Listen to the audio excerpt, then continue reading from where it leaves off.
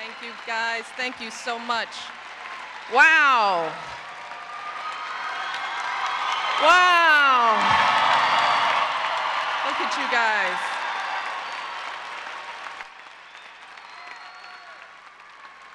All right, you all rest yourselves. You got a big day tomorrow.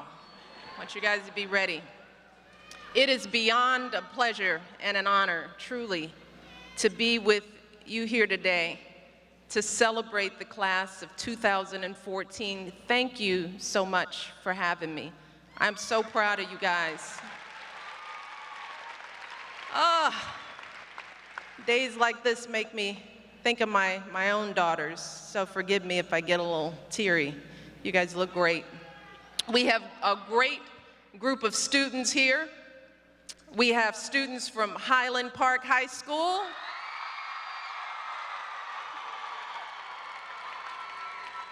We have Hope Street Academy students here today. Topeka High School is in the house. And of course, we have Topeka West High School in the house. Tomorrow will be a big day for all of you. You all have worked so hard, I know, I can tell. You've come so far, and as you walk across that stage tomorrow to get your diploma, know that I'm going to be thinking of you all. I am so proud of you all and all that you've achieved thus far. And you have got so many people here who are proud of you tonight. You know, your families are here, your teachers and counselors, your principals, your coaches, everyone who has poured their love and hope into you over these many, many years. So graduates, let's just take a moment to give a round of applause to those folks as well. Tonight is their night too. Yes. Now I want to start by thanking Lauren for that amazing introduction. Yes, indeed. Well done, Lauren. I want to thank a few other people here. Of course, Secretary Sebelius, as you know, my husband and I are so grateful for all that she has done, her wonderful service. And I'm so glad that she and her family could join us tonight. And of course, I want to recognize Congresswoman Jenkins, Governor Brownback, Mayor Wolgast, as well as Superintendent Ford, School Board President Johnson, and all of your great principals, Principal Carter, New, Knoll, and Wiley. Yay. And finally, to our fantastic student speakers, Alicia, Rosemary, and Noah. Just hearing your backgrounds makes me feel like an underachiever. So thank you so much for your remarks about Brown versus Board of Ed. I know Noah is coming.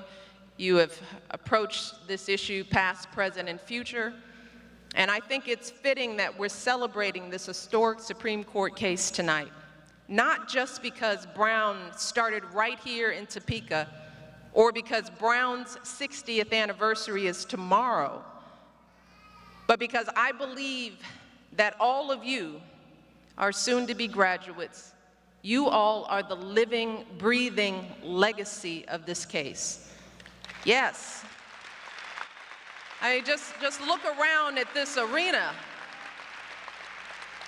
Not only are you beautiful and handsome and talented and smart, but you represent all colors and cultures and faiths here tonight.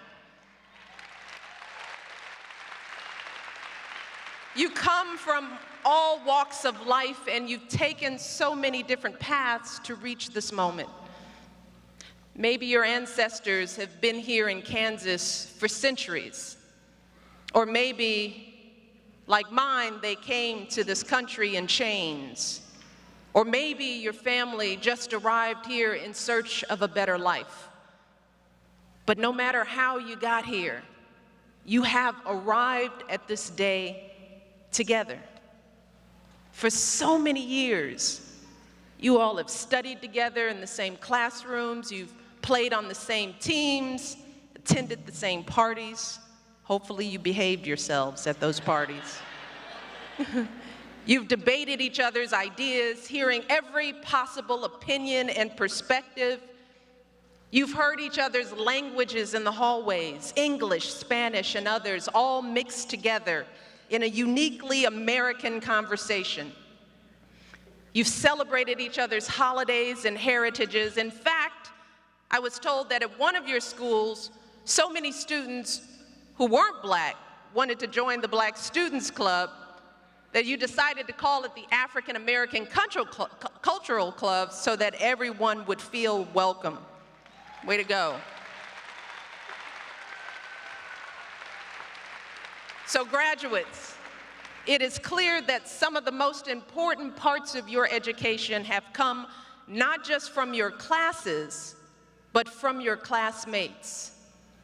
And ultimately, that was the hope and dream of Brown. That's why we're celebrating here tonight. Because the fact is that your experience here in Topeka would have been unimaginable back in 1954. When Brown versus Board of Education first went to the Supreme Court, this would not be possible. As you all know, back then, Topeka, like so many cities, was segregated. So Black folks and white folks had separate restaurants, separate hotels, separate movie theaters, swimming pools, and of course, the elementary schools were segregated too. So even though many Black children lived just blocks away from their white schools in their neighborhoods, they had to take long bus rides to all Black schools across town. So eventually, a group of Black parents got tired of this arrangement, and they decided to do something about it. Now, these were ordinary folks. Most of them were not civil rights activists, and some of them were probably nervous about speaking up, worried they might cause trouble for themselves and their families. And the truth is, while the Black schools were far away, the facilities were pretty decent, and the teachers were excellent. But eventually, these parents went to court to desegregate their children's schools because, as one of the children later explained as an adult, she said, "We were talking about the principle of the thing." Now think about that for a moment. Those folks had to go all the way to the Supreme Court of the United States just to affirm the principle that Black kids and white kids should be able to attend school together. And today, 60 years later, that probably seems crazy to all of you in this graduating class, right? You all take the diversity you're surrounded by for granted. You probably don't even notice it. And that's understandable, given the country you have grown up in, with a woman governor, a Latina Supreme Court justice, a Black president. You have seen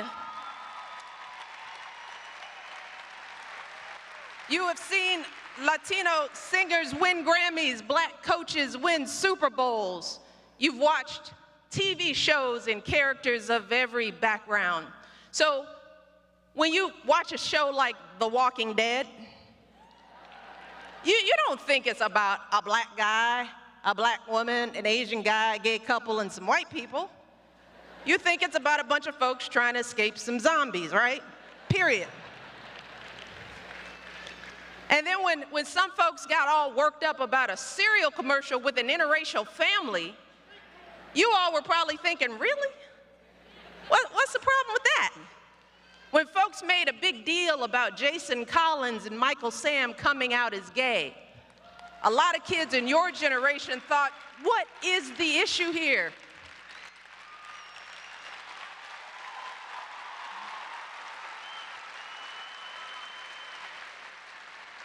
And if someone were to say something racist on Twitter, well, I imagine that many of you would tweet right back, letting them know that's just not cool. You see, when you grow up in a place like Topeka, where diversity is all you've ever known, the old prejudices just don't make any sense. Seems crazy to think that folks of the same race or ethnicity all think or act the same way, because you actually know those folks. They're your teammates, your lab partner, your best friend. They're the girl who's obsessed with the Jayhawks but still loves computer science programming. The guy who loves the Wildcats and dreams of being an artist.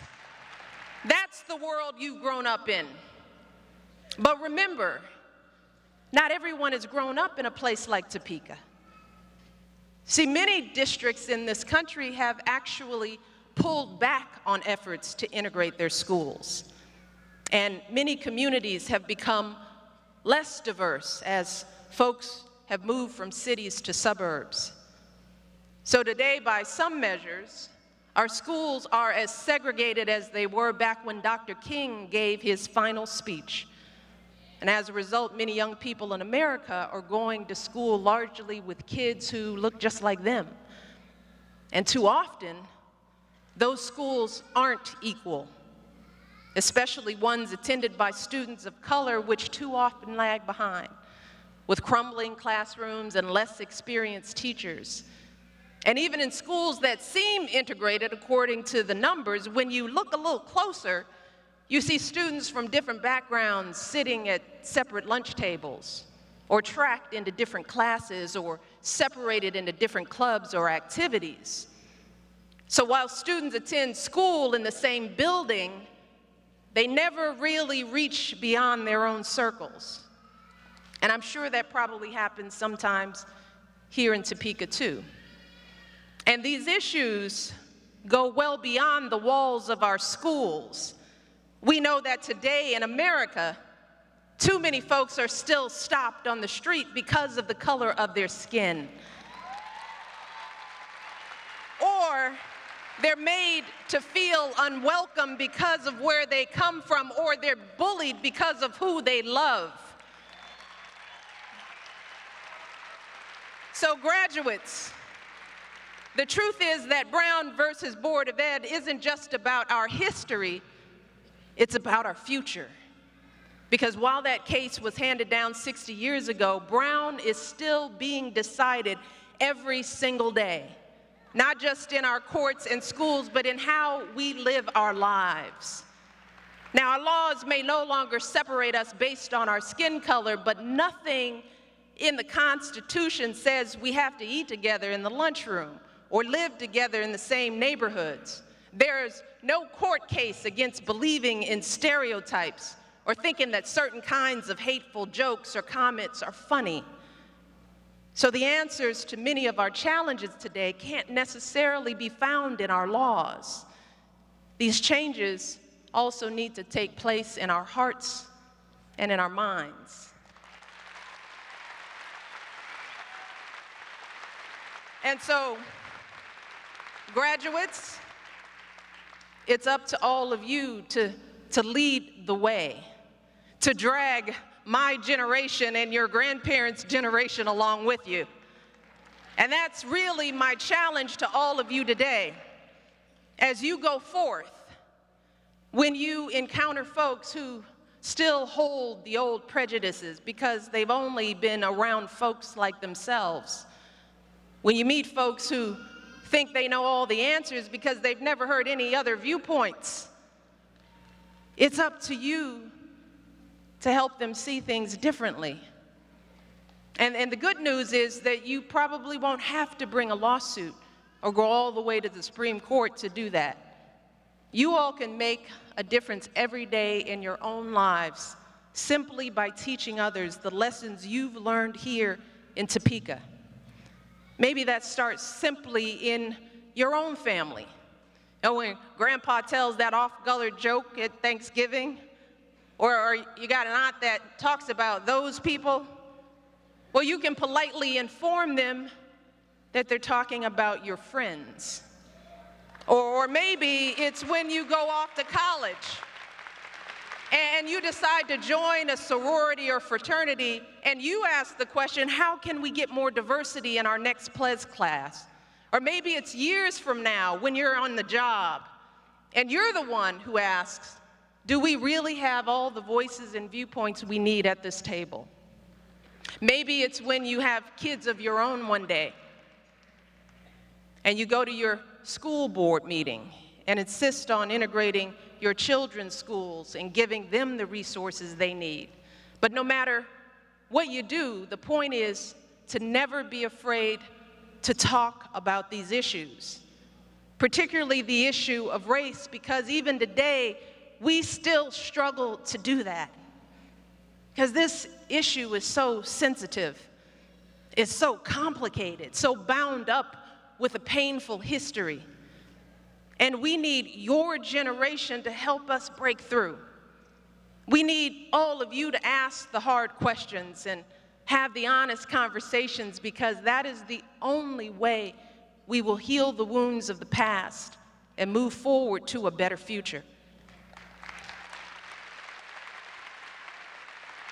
And here's the thing, the stakes here simply couldn't be higher, because as a nation, we have some serious challenges on our plate, from creating jobs to curing diseases to giving every child in this country a good education. And we don't even know where the next breakthrough, the next great discovery will come from. Maybe the solution to global warming will come from that girl whose parents don't speak a word of English, but who's been acing her science classes since kindergarten. Maybe the answer to poverty will come from the boy from the projects who understands this issue like no one else.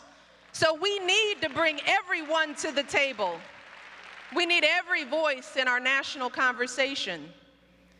So graduates, that is your mission, to make sure all those voices are heard, to make sure everyone in this country has a chance to contribute. And I'm not gonna lie to you, this will not be easy. You might have to ruffle a few feathers, and believe me, folks might not always like what you have to say. And there will be times when you'll get frustrated or discouraged. But whenever I start to feel that way, I just take a step back and remind myself of all the progress I've seen in my short lifetime. I think about my mother, who as a little girl went to segregated schools in Chicago and felt the sting of discrimination. I think about my husband's grandparents, white folks born and raised right here in Kansas, products themselves of segregation. Good, honest people who helped raise their biracial grandson, ignoring those who would criticize that child's very existence. And then I think about how that child grew up to be the President of the United States, and how today that little girl from Chicago is helping to raise her granddaughters in the White House. And finally, I think about the story of a woman named Lucinda Todd, who was the very first parent to sign on to Brown versus Board of Education.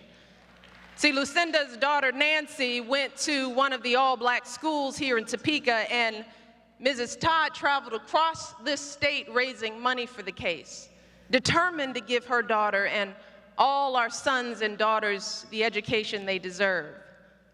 And today, 6 decades later, Mrs. Todd's grandniece, a young woman named Kristen Jarvis, works as my right-hand woman in the White House. She is here with me today. She has traveled with me around the world. So if you ever start to get tired, if you ever think about giving up, I want you to remember that journey from a segregated school in Topeka all the way to the White House. I want you to think about folks like Lucinda Todd, folks who, as my husband once wrote, decided that a principle is at stake. Folks who make their claim on this community we call America and choose our better history. Every day, you have the power to choose our better history, by opening your hearts and minds, by speaking up for what you know is right, by sharing the lessons of Brown versus Board of Education, the lessons you all learned right here in Topeka, wherever you go for the rest of your lives. And I know you all can do it. I am so proud of all that you've accomplished. This is your day. I am here because of you.